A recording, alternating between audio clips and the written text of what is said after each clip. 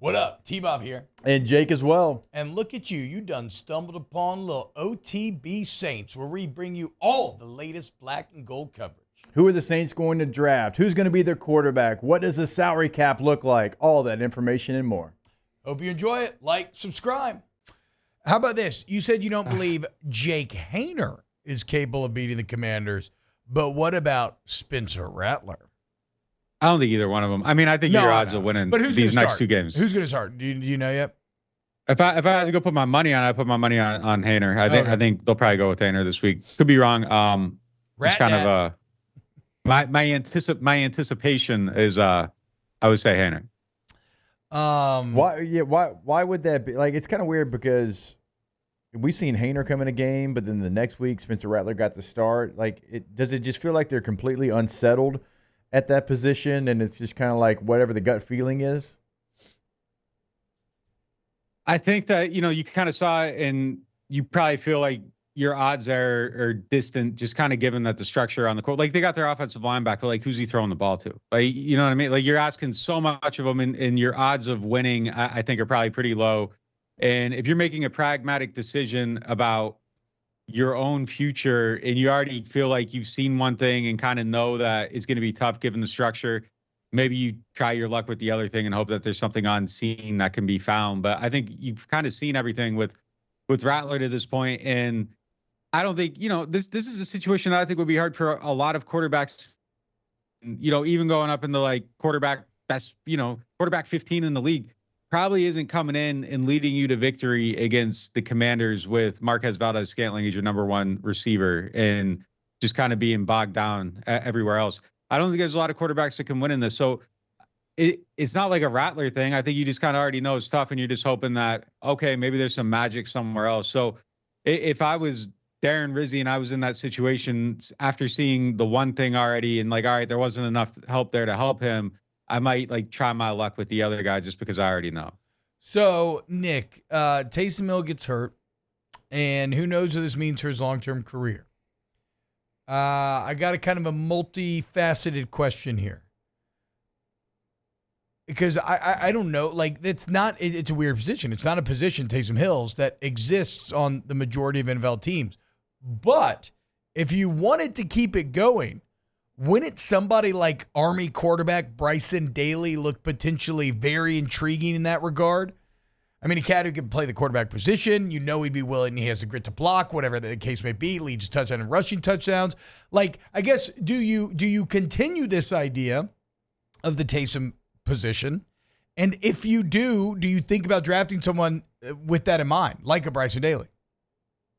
It's funny. I wrote about this like maybe a week ago. Just the kind of idea of it. Every time I look at someone like that, I'm like, well, why don't they just go do this? Because there's so many backup quarterbacks in the league that it seems like they can run. They have a little bit of size to them. They can throw. Like, why wouldn't you go do this? You could get on the field, make more money, and potentially have a longer career. But I think it's probably so hard. I think like the number one thing here is that you got to find somebody beyond the physical traits, which are kind of unicornish, and he's a guy that might have those traits. Yeah, Taysom's fast. Taysom is like the fastest guy on the team potentially. So yeah. You got to find somebody that's willing to let go of the quarterback dream. And even Taysom wasn't really willing to do it. He was willing to let go of it kind of temporarily because he's in a situation. He's like, well, yeah, that's Drew Brees. What am I going to do? And I want to play. I'll get on the field. Like, this could be like a cool way to do some stuff. But my biggest what if with Taysom is like, what if he let go of that sooner and you just kind of went all the way into it? Like, what could he have been? Like, could that have been a potential?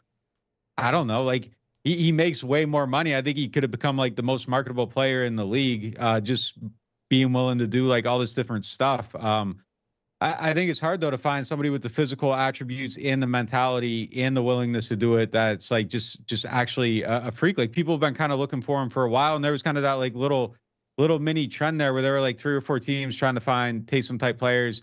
I can't remember who it was for Denver at one point, but they had one that was trying to do it. It didn't really work out. Tommy Stevens. It was just Tommy Stevens again. They just signed him. They just signed him again afterwards. Yeah. I think it was Denver though. There was somebody like around like 19 or 20. Like when the Saints played him, like they brought him in. There was some team that had a Taysom type player, and they like brought him in for a play or whatever. And they were trying to do it. You're talking about the cornerback that started a game for the Broncos during the pandemic. No. There was a quarter. They had like a quarterback in the Taysom role. It might not have been the Broncos, but there were a couple teams that tried to get traction. I remember the Saints played someone, and they brought him in, but it just didn't work. It didn't work for anyone. But if you could find that player and develop them, like I don't get why it's so hard. Like it can't be that hard to find somebody that can like throw just enough, can run, can block. Like they have to be out there, but it's apparently way harder than it is. But like my other deep football thought is like, why aren't there more wide receiver 4s and 5s on teams that are like, yeah, I'm going to go get a little bit bigger, learn how to block, and be a killer tight end. And like that seems like something that should easily be able to happen too, but it doesn't. And it's must be because it's really hard to do. So I don't know. Like it feels like you should be able to find that guy, but they just don't really seem to be out there. I mean, I guess like the separating factor, I guess what we take for granted there is it Taysom's raw physical freakness? Because again, like you see big white guy, you're like, okay, yeah, like Bryson Daly, big white guy, but Taysom's like actually got like elite speed.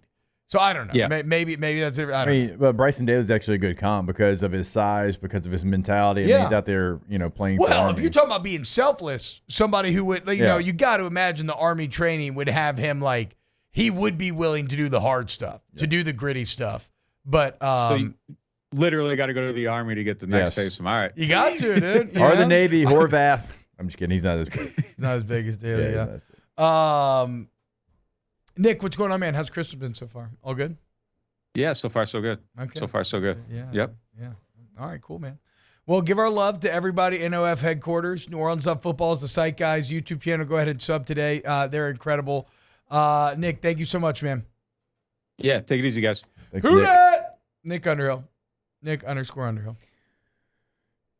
Bryson Daly. I mean, I guess the bigger question is, do you keep the Taysom roll going? Right? I don't know. I mean, Juszczyk's, a version of it. It's not the same, but, Kubiak certainly had that in the past. We talked a lot about that.